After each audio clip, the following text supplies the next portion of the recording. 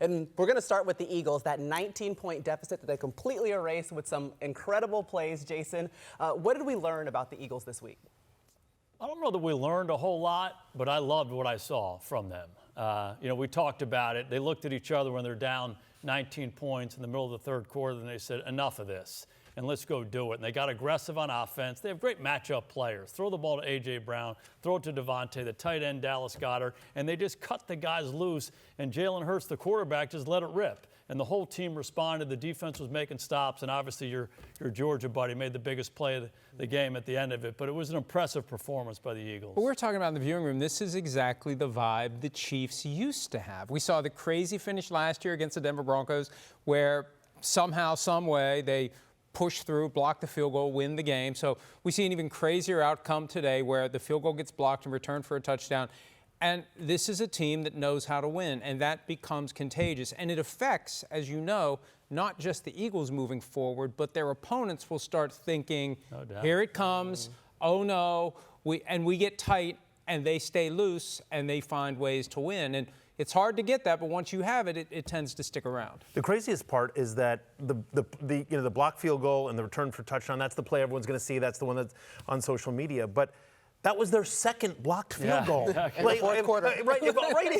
All Jordan Davis had to do was fall on the ball, and they win the game. The fact is it bounces, and he makes the run here. To me, I guess if there's one thing we learned, it's that, the Eagles can pass. First two games of the year, they were running the ball, playing really well. Jalen Hurts, 152 passing yards, 101 passing yards last week as well. But he gets 3 passing touchdowns in the second half in this one. To your point, they got A.J. Brown, Goddard, and Devontae Smith going. And so for teams that thought, well, maybe the Eagles are kind of a one-dimensional offense this year. Oh, no. When they needed it, they came up with it. And so just a complete win. Just one more thought. All this stuff works together.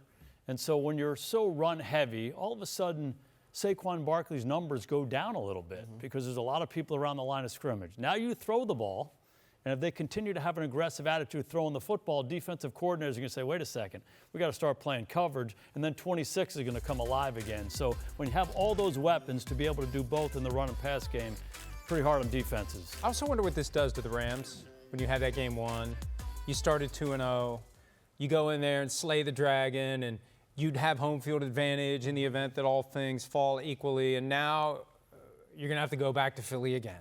And Sean McVay's had a hard time with the Eagles, and it's just one of those things. I think it's going to be hard for them to get past this one, and they may be susceptible next week, whoever they play next week. They upset alert if they're favored because it's going to be hard to come back from this. The odds of not getting one, but 2 field goals blocked in the fourth quarter, and you mentioned home field. The Eagles have now won 12 straight home games dating back to last year. I mean, until further notice, the road to the Super Bowl goes through Philadelphia in the NFC. Booing they were today. They were booing. You got 2 Super Bowl trophies. Right. 2. Yeah. They've won 19 out of the last 20, so they've been pretty good on the road, too. They have. They're just good everywhere they play. Hi, I'm Mike Tirico, and thanks for watching. Make sure to hit subscribe for the latest news and highlights from NBC Sports.